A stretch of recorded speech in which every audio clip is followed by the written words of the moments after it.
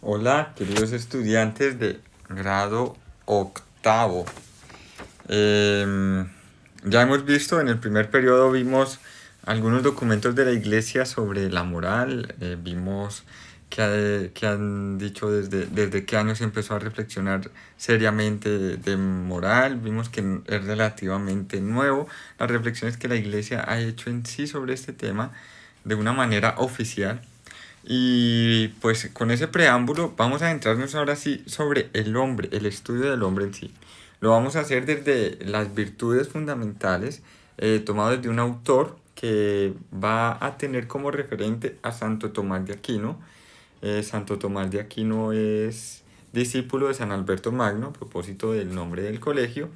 Y el autor se llama Joseph Pieper y el libro referente de este periodo y del siguiente es Las virtudes fundamentales, ¿no? ¿Qué quiero yo? Que juntos comprendamos qué es ser virtuoso, porque se habla de que debemos ser virtuosos, pero no sabemos qué es. Entonces vamos a buscar y vamos a dialogar, y no eso es una clase, acerca de qué es ser virtuoso, y también dialogando con el autor. Vamos a comenzar pues hoy vamos a ver dos temas, la imagen del hombre y la imagen cristiana del hombre, ¿no? La imagen del hombre vista desde la moral y la imagen cristiana del hombre desde Santo Tomás. Entonces, comencemos. La segunda parte de la Suma Teológica es de los documentos más grandes que escribió Santo Tomás de Aquino, o más conocidos también. La segunda parte de la Suma Teológica, que se refiere a la teología moral, comienza con esta frase. Vean qué frase. Puesto que el hombre fue creado a semejanza de Dios, después de tratar de él, es decir, de Dios, modelo originario, nos queda por hablar de su imagen, el hombre. En un primer tomo él va a hablar sobre Dios, va a cuestionar, bueno, ¿por qué Dios? Va a hablar sobre Dios, quién es Dios, cómo es Dios, ¿no? Los atributos. Después de hablar de él, va a decir, bueno, comprendiendo a Dios, podemos comprender al hombre, ¿no? Sabiendo que nunca podremos comprenderlo del todo, a Dios. Y al hombre, sí, a la luz de Dios, ¿no? A la luz de Jesús también, como lo veremos más adelante. Entonces comienza él.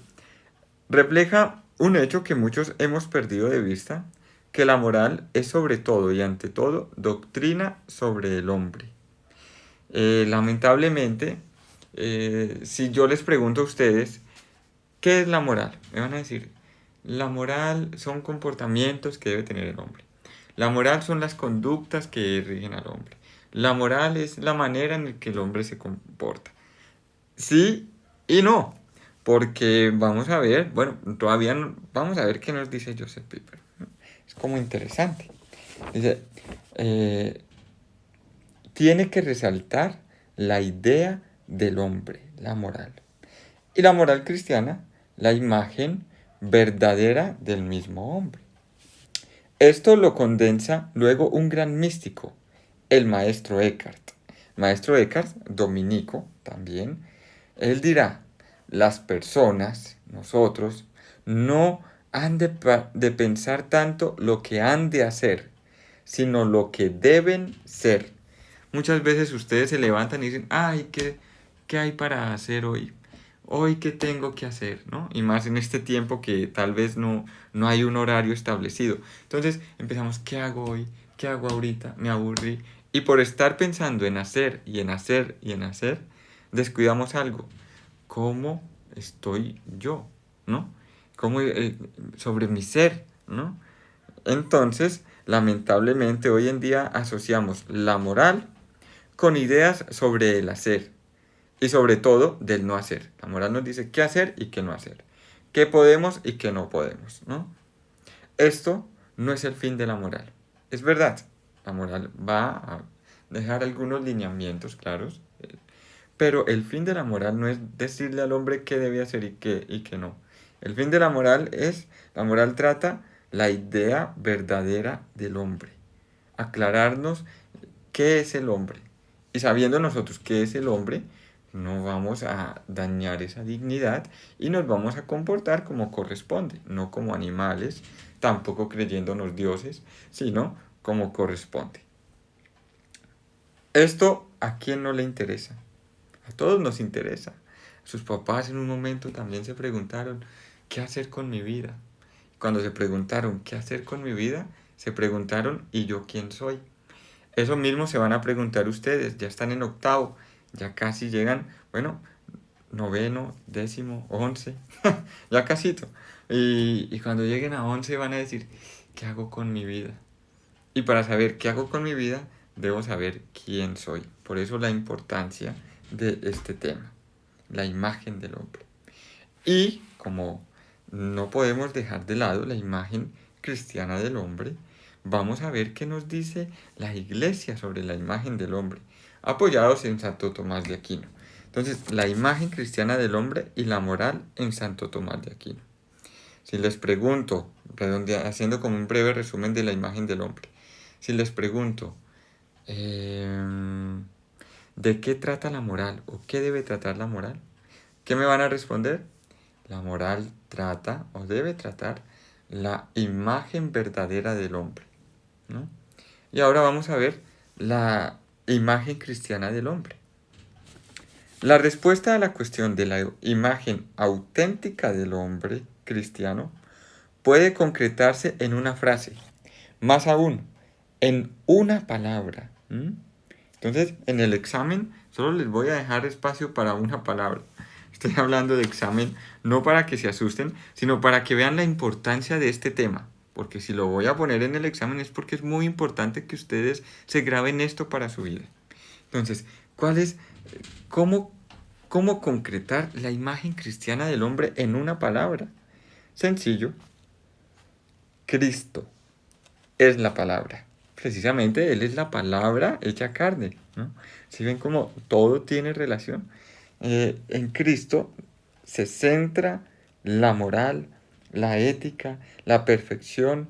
Él toda su vida se la pasa haciendo el bien, curando, preocupándose por el otro, amando adecuadamente. Ustedes que ya empiezan a sentir atracción hacia la otra persona, Jesús nos enseña a amar. Un amor que valora y que desea para el amado lo que se desearía para sí.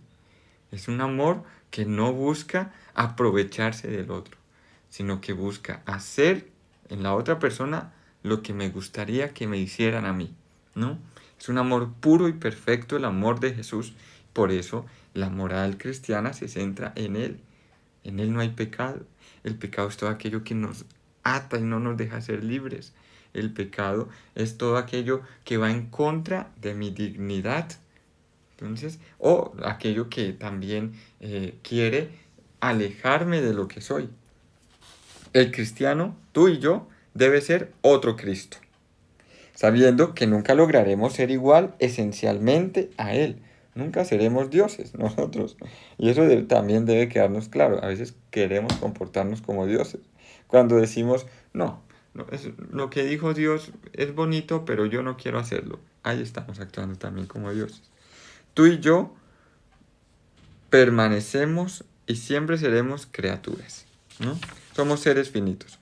Por eso Santo Tomás va a expresar la idea cristiana del hombre en 7 tesis que cabe formular de la siguiente manera. La imagen cristiana del hombre en 7 tesis. Es lo que vamos a ver. Primero, el cristiano es un hombre que por la fe llega al conocimiento de la realidad del Dios uno y trino. ¿Qué quiere decir esto? Que solo nosotros, solo el hombre, es capaz de acceder a Dios en toda la creación. Un animal no, las plantas tampoco, el sol tampoco, solo el hombre. Por la fe puede llegar al conocimiento de Dios y del Dios uno y trino, del Dios Padre, Hijo y Espíritu Santo. Segundo, el cristiano anhela en la esperanza la plenitud definitiva de su ser en la vida eterna. ¿Qué quiere decir esto? Que nada nos sacia aquí. Pareciera que no hay nada que uno consuma y ya quede satisfecho por siempre. Si ustedes me dicen algo que les encante comer, lo comen, pero al otro día lo quisieran comer otra vez. Algo que quisieran tener con muchas ansias, un videojuego. Lo tienen, lo juegan, lo pasan y ahora quieren otro. Pareciera que no hay algo en la tierra que al tenerlo ya todas nuestras aspiraciones quedaran satisfechas. La esperanza cristiana es que va a haber algo, de hecho lo hay, y es estar con Dios. Solo el ser infinito puede calmar esa sed infinita que tenemos. Nada nos hace aquí. Por eso, el cristiano anhela en la esperanza la plenitud definitiva de su ser en la vida eterna. 3. El cristiano se orienta en la virtud de la caridad hacia Dios y su prójimo, con una aceptación que sobrepasa toda fuerza de amor natural. ¿Qué quiere decir esto ahora? Que el amor puro, el amor de verdad, es el que viene de Dios. Y para que seamos y para que amemos puramente, debemos tener la virtud de la caridad.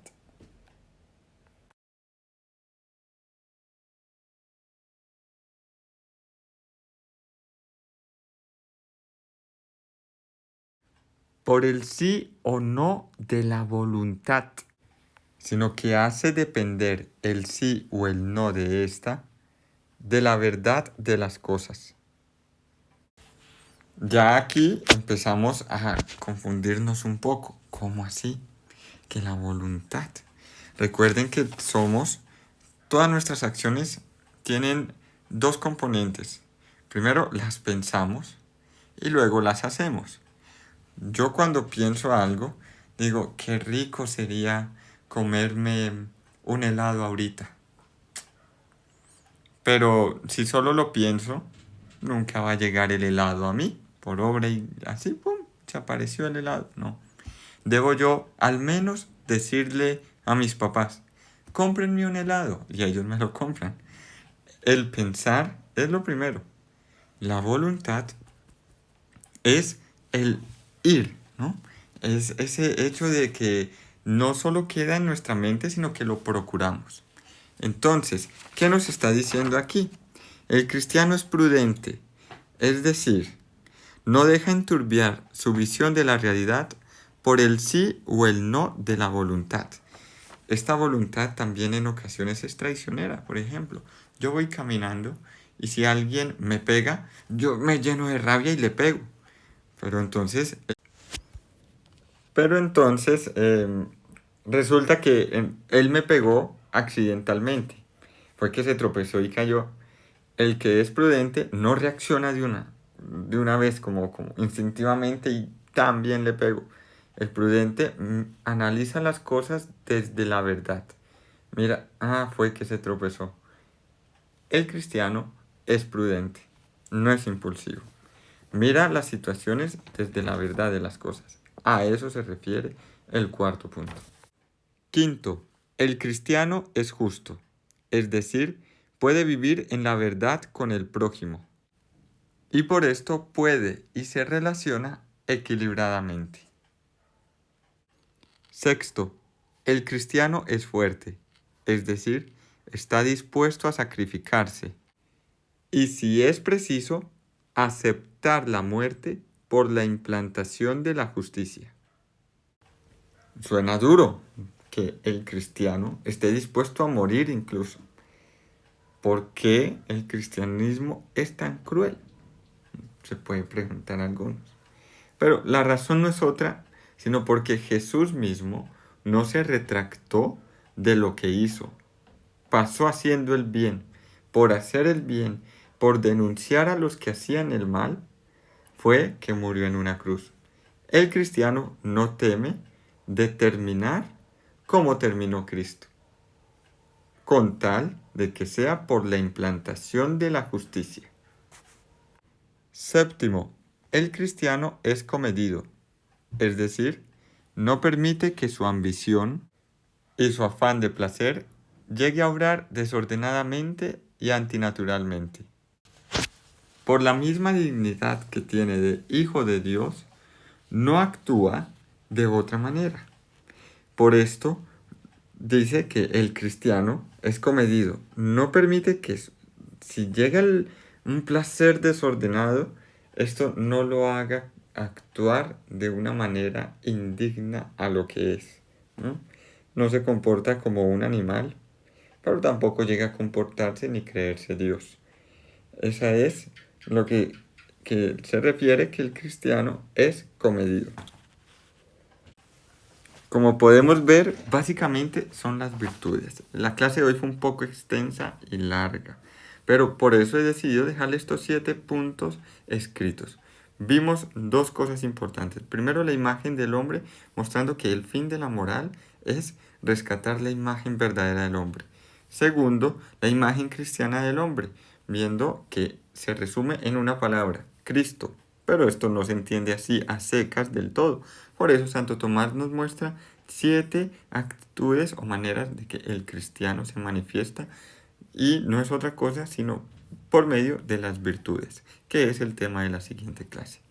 Que estén muy bien, que Dios los bendiga, un abrazo y mucho juicio.